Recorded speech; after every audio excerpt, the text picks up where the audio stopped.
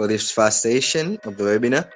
I would like for you guys to bear us through as we go to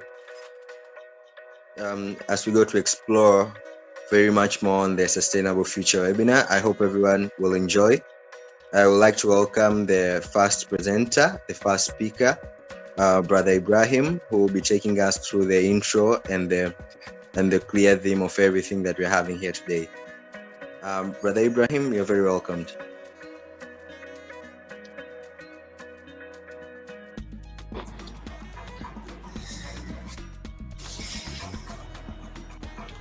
Hello, everyone. I'm Ibrahim Baba Abubakar from Nigeria. I'm the Program Director of Sustainable Africa. And today's gathering is more than just a meeting. It's a gathering of hearts and mind, seeking, kindred spirits to join hands in a mission that's close to my core. Our mission is crystal clear, is to drive skills development and innovation across Africa. So our plan is to craft this platform not just with expertise but with heart. It's about utilizing technology power to bridge gaps, to make learning not just accessible but engaging and inclusive. It's about crafting an experience that tailors itself to individual needs, where AI becomes a guiding hand in the learning journey. In our work so far, the impact of a united effort can have. We are seeking minds that resonate with our visions, hearts passionate about transforming education through technology. So this is our first session. So let me introduce Sustainable Africa. Our mission is to drive skills development and innovation across Africa. And then our vision is empowering Africa with accessible education, skills development, and innovation for holistic growth and progress. Our focus is SDG 4 and SDG 9. So here are some challenges in Africa, that are faced by African youth in assessing quality education and technology.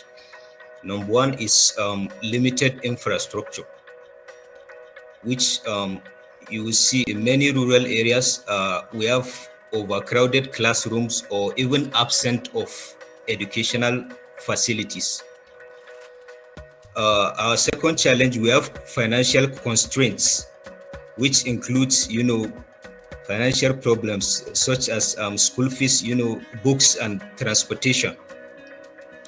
Our third challenge is, the quality, which the quality of education, in the rural areas and the urban areas, there's a difference in the quality because we have inadequate resources, outdated curriculums, and teacher shortages. And number four challenge is unequal access to technology and internet between urban and rural areas, which affects education. And let me give you an example. Right now, we have so many speakers that couldn't join because of they are in the rural areas because there's no strong internet there. You see, that's a big challenge. So because of that, they couldn't attend this webinar. Then fifth challenge is including, is about, the infrastructure gaps, which include, like, for example, power supply. The power supply, we say, for example, in the rural areas, I don't think there's enough, energy there. But in the city, maybe we might have more power supply than the rural areas, which limits the integration of technology in educational institutions there. So our sixth challenge here, we have, the skill gap. We have digital literacy, which widens the divide, and the knowledge gap due to lack of, tech skills. this is our target audience. We have 3 groups of target audience. We have the children, which are from 5 years to 12 years. And then we have the teens, which are 13 to 18-year-olds. And then we have the youths and the adults, which are 18 plus to 35. And that's the first group of demographics characteristics. And then the second group is the geographic region, which is the urban or rural areas. And then actually these are the initiatives we are working towards.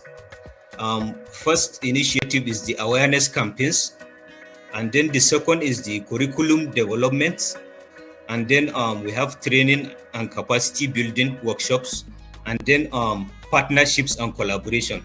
Because all these initiatives, we can't achieve them only us alone. We need partnership and collaborations with other organizations to actually help this initiative move forward. And with the collaboration, our pledge is bringing together diverse skills of Africa's sustainable transformation and impactful synergy, which multiplying outcomes through diverse collaborations. We need as much collaborations as much as we need much as much. So we have embracing future partnerships. This is a visionary approach, seeking like-minded allies for shared growth, and we are ready for collaboration. We are embracing future projects, which include an AI integrated e-learning platform that would help with helping the learner with a lot of automated stuff. Africa internet economy will be growing. We have a larger economy here. We are looking at $180 billion. So I think if Hey we leverage Ibrahim. technology. Hey Ibrahim. Okay. I'm sorry to Yes. distract you. Sorry for the distraction, but you just have like 1 minute remaining, so try to kind of wrap up. We'll appreciate. Okay, no problem. If we leverage technology and AI the right way, I think we are in the right path. Thank you. Thank you very much, Brother Ibrahim. I think we are running out of time, guys, and I would like to elaborate something. So you will be having Okay. 2 sessions today. So this is Yes. the first session, and after this session, for other speakers who wouldn't have spoken from this session, will be taken to the second session to speak. So bear with us, we are out of time. I'd like to welcome the second speaker, Brother Emmanuel Naemeka Vitus. Please. Yes, good morning, everyone. Morning. Thank you so much for the sustainable. I'll be very fast with this presentation because we don't have time. Thank you, Sustainable African. I really appreciate the privilege to be one of your guest speakers. And I'll be, because you cannot talk about innovation, technology in Africa without you not going into cybersecurity or going into cybercrime and online safety in Africa. So that is why I'll be bringing out I'll be sharing my screen with you guys on the impact of cybercrime and online safety, because this cybercrime is very important. It is involving in Africa, especially in the times of theft and fraudulent and all of these activities. Africa is not at the back. A lot of things are happening in our world.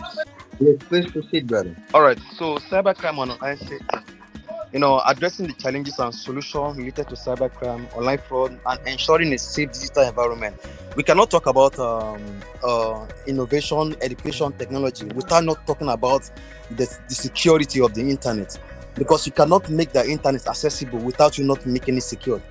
Internet has to be secured. At the same time, we have to make it accessible and free for everyone to use. So now, this is my I have an introduction here. The internet is a global network of interconnected computer and other electronic devices. As we all know, the internet allows you to access nearly information, contact anybody on the globe, and we can do a lot more on the internet. This is not where we are going. We are going to somewhere else. What is cybersecurity and online safety? Cybercrime, also called computer crime, is the use of a computer as an instrument to further illegal ends, such as committing fraud, trafficking in child pornography and intellectual property, stealing identity, or violating privacy. Cybercrime, especially through the internet, has grown in importance as the computer has become central to commerce, entertainment, and government. That's the way I got that from encyclopedia on dictionary.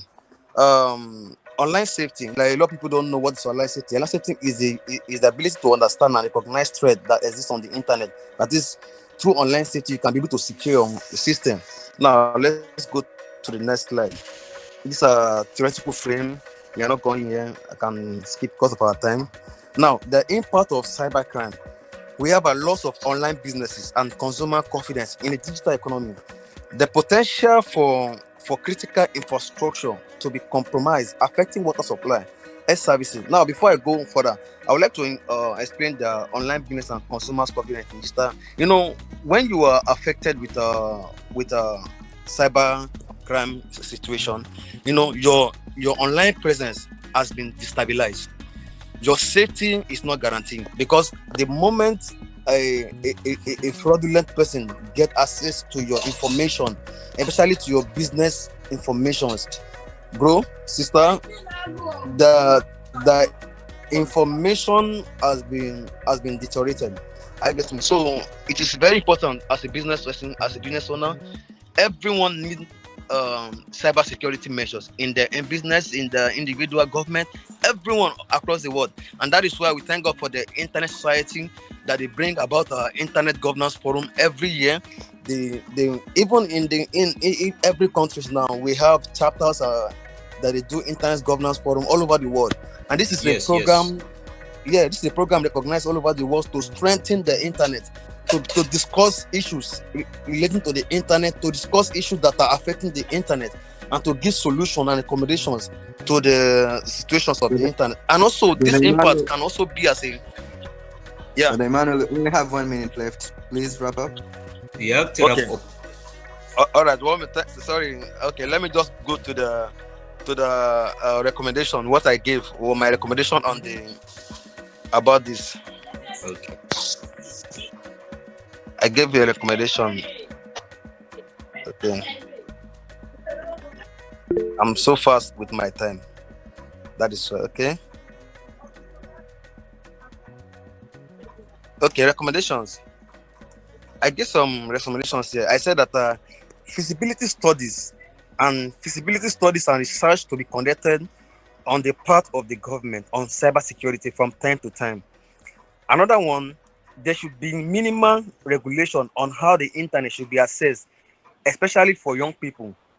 Cybersecurity education should be introduced into the educational sector for proper sensitization and orientation from the grassroots.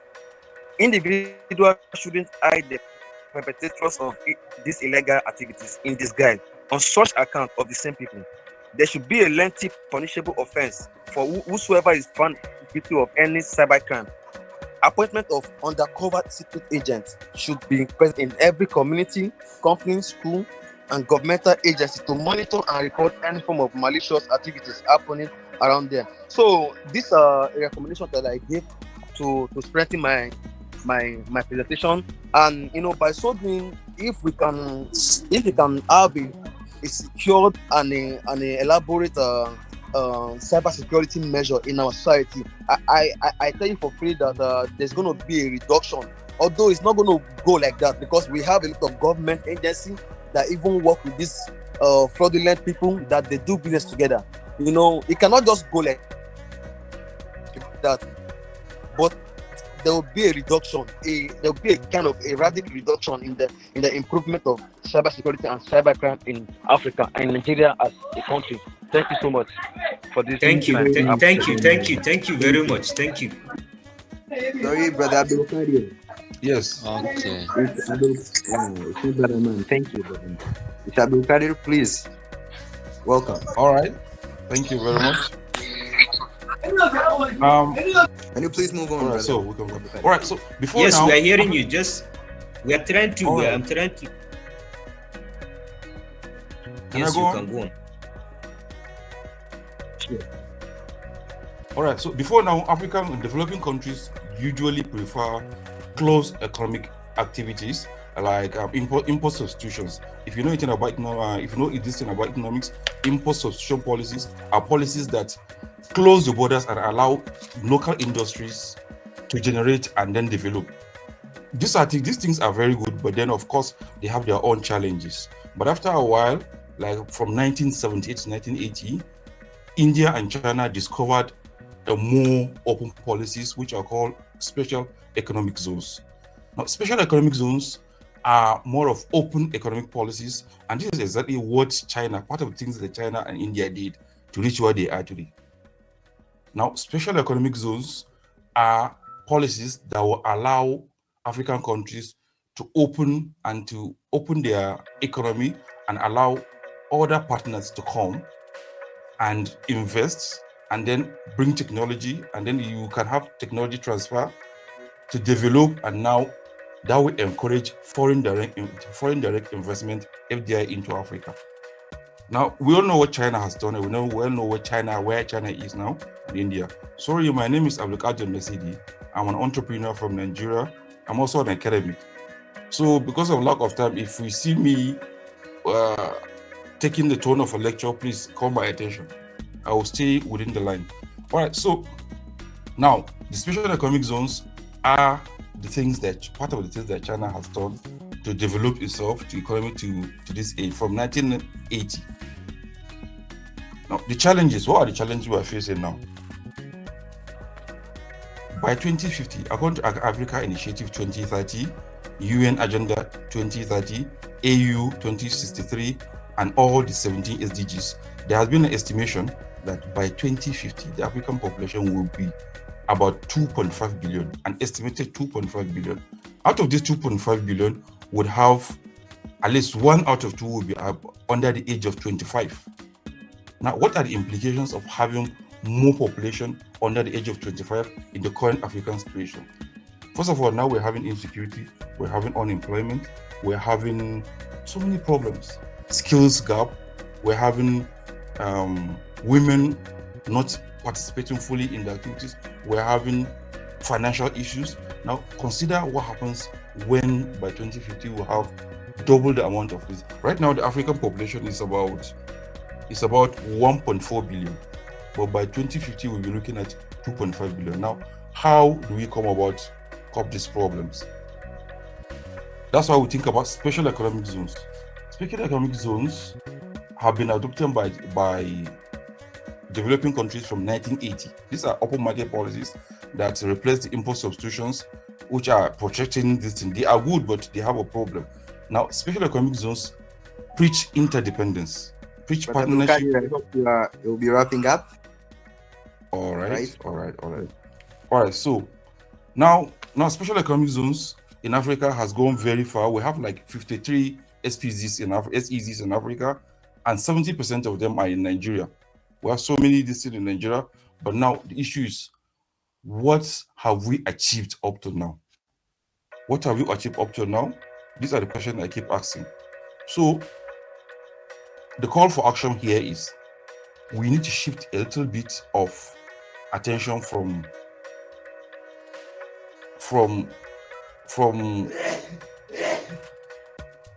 individual special economic zones, like the ones we have in Lagos. We have Lekki free zones. This is the most popular. It's based in Lekki and it has industrial activities, but it's restricted to Lekki. Can we shift the position to now generalize into the whole region? For instance, now we are looking at 2024. We have a project that we're going to do 6 special economic zones in Nigeria. We're looking at 6 geopolitical zones in Nigeria, starting from North Central zones, we'll start from Nasarawa State. We're going to start the special economic zones so that they transfer.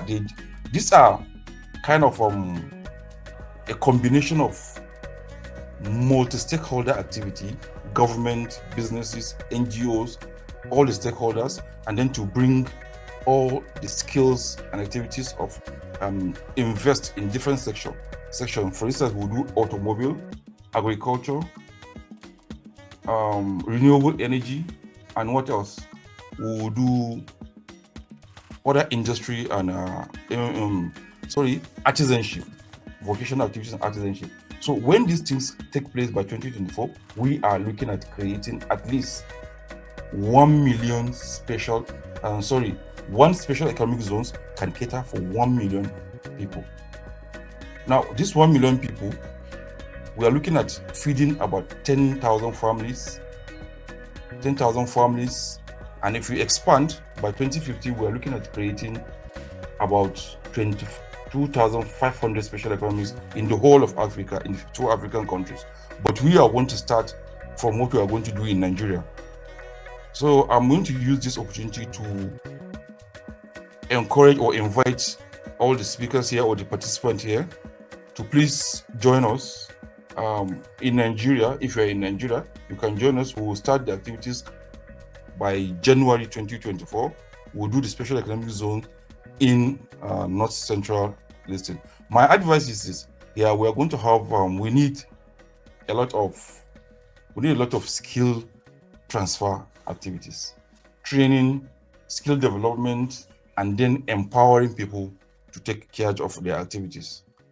I don't know what else I'm going to say. I'm really out of time and my slide is not up, but I will have to stop here. Probably when next time we'll come, we'll continue. All right, thank you very much, Brother Abdulkadir. I would like to welcome the next speaker, Brother Hadi from Egypt. You are very, very welcome, Brother Hadi. Hello, can you hear me? Yes, we can hear you. Thank you. Welcome. Hello, everybody. I will present my presentation now.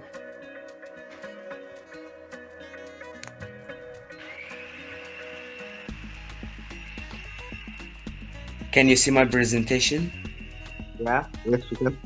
Go on, please. Okay, I will present my idea in only 3 minutes to don't be late. I see that the world face many problems like climate change and the world energy problem. So from here, I think about how to solve this problem by an creative and innovation idea. And this is the 𝐄𝐍𝐉𝐻 project. In my project, I focus in the SDGs of climate change and energy and sustainable cities.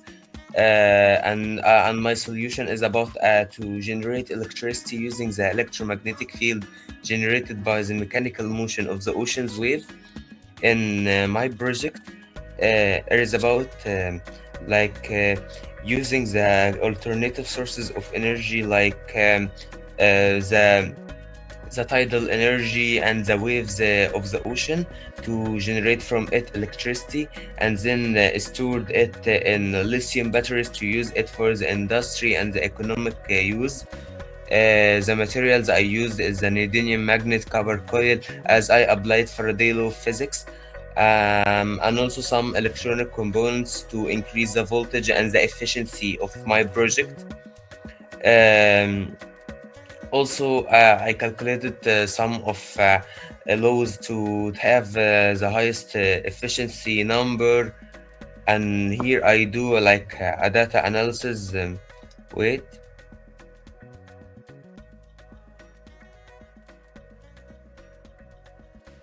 Okay, I do a data analysis about the waves in each season to put in my mind what electricity or power I can get from my project in winter, and I conclude that in winter I can get the highly percent of electricity and spring, while in summer the waves is lower than other seasons, so it can give me a low income of electricity. Also, I do a research paper about climate change, and I publish it in the Global Researchers Club. This research paper is about the climate change, its impact, and also I focus on about the impact of climate change on the mental health, because this problem. I hope you're What? wrapping up, Brother Hadi. Wrap What? up, please. Yeah, we're out of time. Okay, thank you.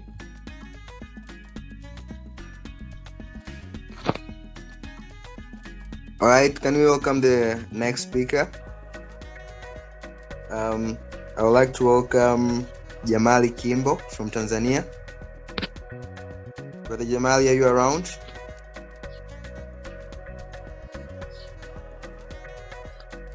I am around. Hello to everyone. Hello, welcome. Okay, thank you. I will be representing about healthy lives, healthy planet in order to achieve a global well-being. I will not share my screen, but I will try to present as much as I can so that I can be understood by everyone. First of all, by introduction, I will start to introduce the theme as how it was suggested. We live, but we need to ask ourselves that is the life we live a healthier life, but also we live on a planet. The question we need also to ask ourselves is that is the planet we live a healthier planet? The two questions will drive our overall discussion toward the SDG number 3.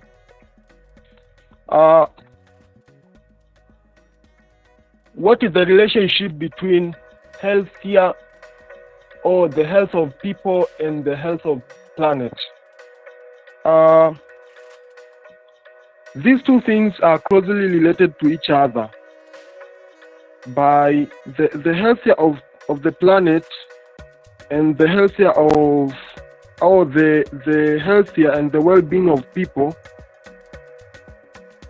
are closely related to each other.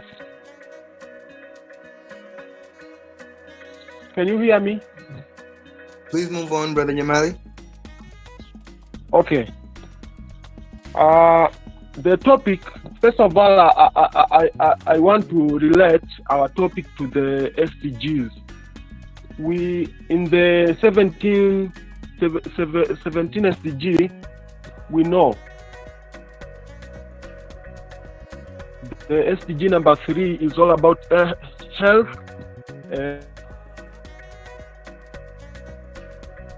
and SDG number 17 is all about climate action. So these SDGs are the main SDGs which are closely related to the topic I am presenting about.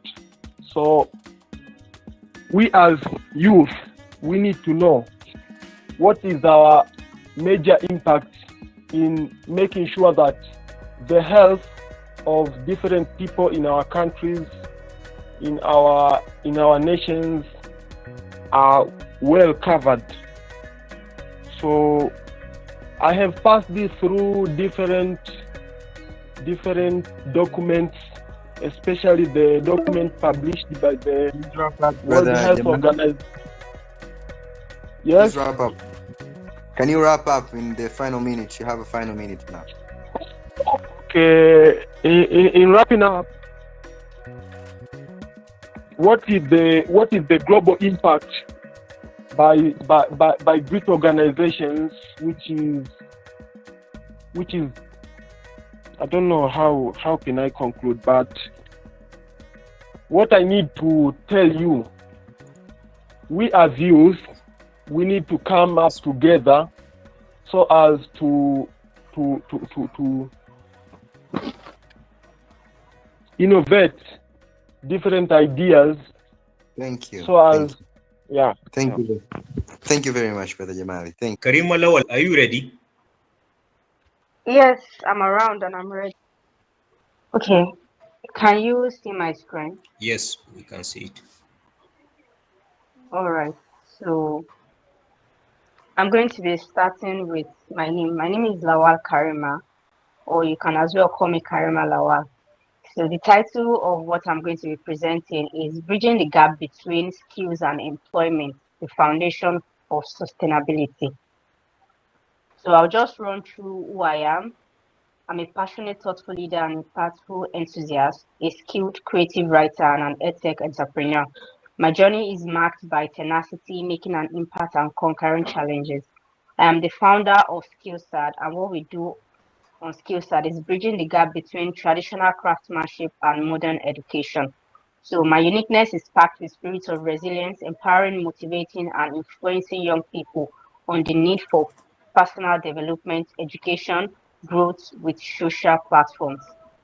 So what I'm going to be diving into this morning is the critical aspect of our professional journey, which is basically bridging the gap between skills that we possess and landing that dream job. Everywhere now and then, we realize that there is a huge gap between what we study in the school and what the workforce is demanding. So I came to the realization that there is a huge disconnection in this, and that's why I'll be diving into the first thing, which is understanding the disconnect. So there, like I said, despite the efforts made in Nigeria and Africa to improve the quality of education, there remain a significant gap in the workforce competencies and skills. So what this means basically is what we study in the school, and whenever we come out to look for jobs or to look for source of living, we realize that majority of the skills that are needed in the workforce are not quite related to the skills that we study in the school. So this has created a huge barrier between employment and our skills. So many young Nigerians in Africa struggle to find meaningful employment opportunities due to the lack of practical skills and knowledge, which can limit their personal and financial growth. I am myself a living testimony to this. I studied industrial chemistry, and while I came out, I realized that here and there where I went to ask for jobs, to look for jobs and all, I'm constantly being asked what skills I possess apart from just my industrial chemistry.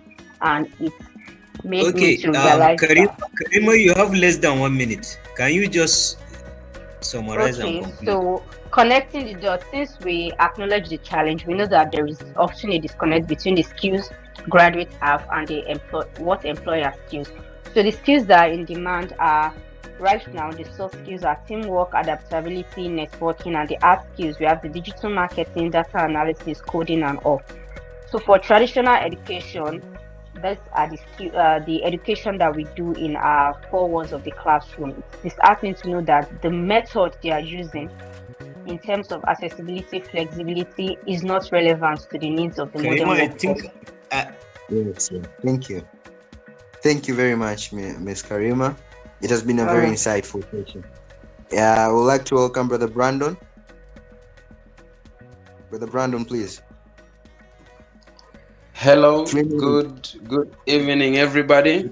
Good evening. My name is Brandon 𝐷𝐒𝐿𝐼, and I'm the founder for the Mastermind Leadership Foundation here in Zambia. And I want to go direct to my presentation this morning. I hope I'm audible enough. Yes. Please proceed, brother. Please. Yes, you are. Thank you, ladies and gentlemen, esteemed guests and advocates of change. Today, I stand with profound sense of purpose and a deep conviction that we, as a global community, must empower Africa through education, innovation, and even technology. And you see, the challenges facing the African continent are substantial, but the potential for progress and transformation is immense. And by harnessing the power of education, innovation, and technology, we can create a brighter future for generations to come. And so first and foremost, we must recognize the critical role of education in empowering these young people of Africa. Education is the foundation upon which all other forms of empowerment are built. And however, the statistics reveal that they review a stark reality on this. Recently, according to UNESCO, the sub-Sahara African has made the highest rates of education, including in the world, with over 32 million children out of school. And this is only hinders the individual potential of these children, but also stunts the economic and social development for the entire continent. And so sometimes when I begin to think more, access to quality education and inequality distributed across the African continent.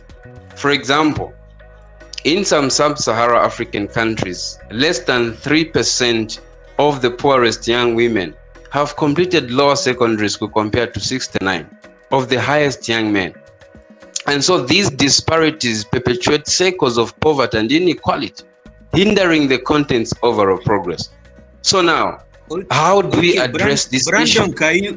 Brandon, can you wrap up, because we have less than 5 minutes for this session. Therefore, in concluding, empowering Africa through education, innovation, and technology is not only a moral imperative, but also a strategic investment in the future for our world.